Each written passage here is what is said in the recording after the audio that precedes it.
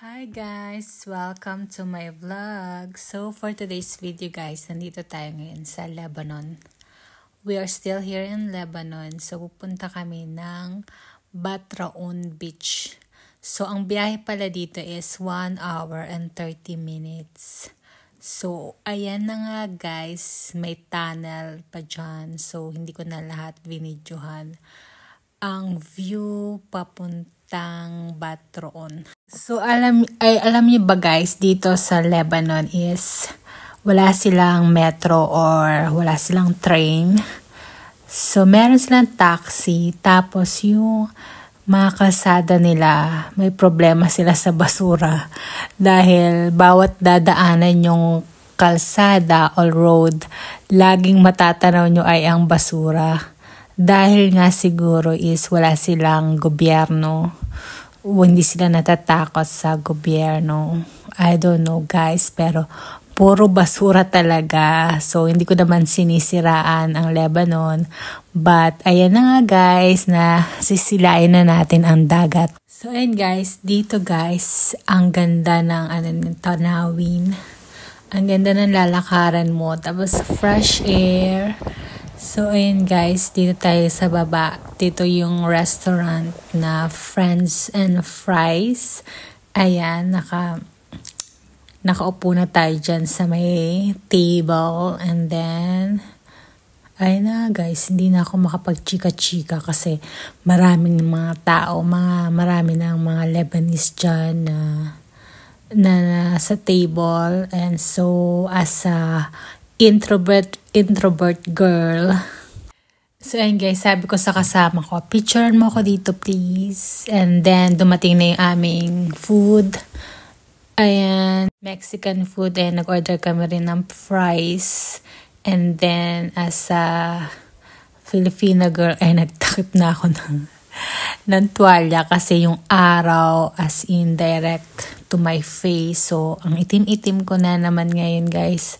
Kahit hindi pa naman ako pumuputi.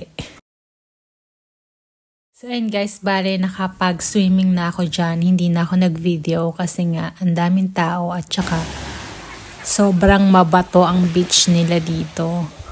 As in, masakit sa paa. Magsugat-sugat yung paa mo.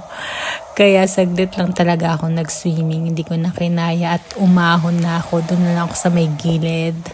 As in, for your information pala guys, hindi ako marunong lumangoy. Lalo na sa dagat. And then, ayun na. Tapos lumipat na kami sa pagkatapos niyan, mga saglit kumain lang kami. Tapos nag-chill, nag-beer. Tapos lumipat na kami sa ibang destination.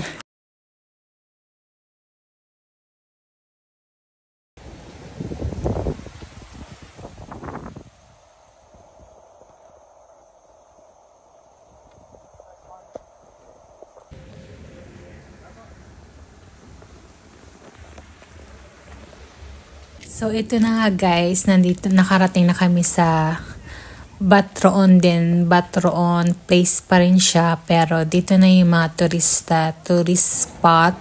So, ayun, lakad-lakad kami dyan. Ayan, yung pwede nyo sakayan yung golf car.